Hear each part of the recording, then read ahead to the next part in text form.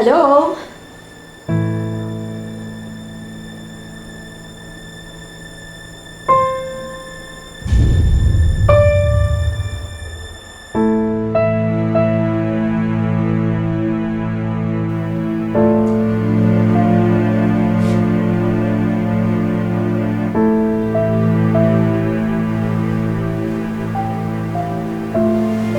Hiya. Anak, ano nangyayari? Ano nangyayari? Ano nangyayari? Hiya, ano nangyayari, anak?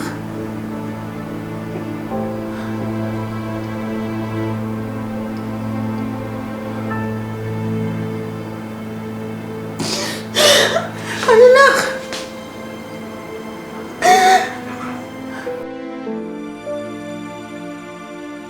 Ano nangyayari? Ano nangyayari? Ano nangyayari?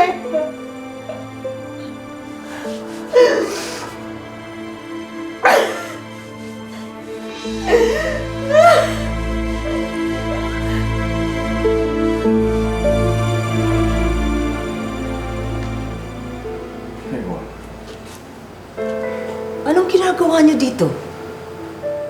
Ang kakapal din ng mga mukha ninyo, no?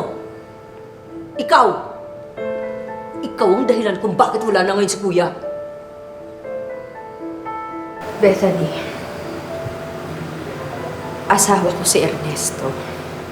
Asawa ko ang nakaburol at may karapatan ako na makita siya kahit sa huling sandali. Asawa? Asawa mo si Kuya? Eh di ba hindi naman natuloy ang kasal niyo? Wala kang katibayan na asawa mo siya. Di ba, attorney? Oo, hindi ka considered member of the family. Kung wala ka namang proof of legal ties kagaya ng marriage certificate. O ano? Alam mo na.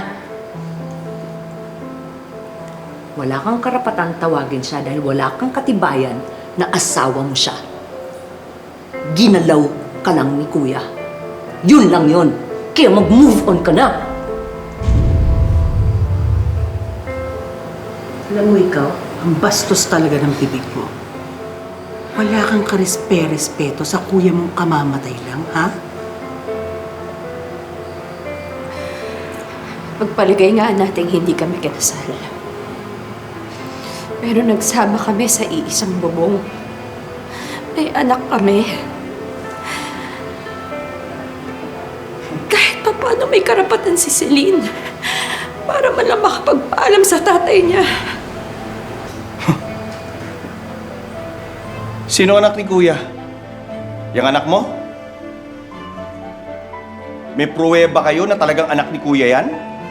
Nakakasigurado kayo? Malay namin baka anak mo lang sa ibang lalaki yan. Baka walang hiyatin niyo. Ikaw ang walang hiya. Ginamit mo lang si Kuya para makaahon kayo sa hirap. Pwes, ngayong wala na si Kuya, sisiguraduhin namin wala kayong makukuha ni isang kusing. Alam nyo, mabuti pa umalis na kayo. Attorney, pakisabihan mo nga itong mga to na trespassing sila.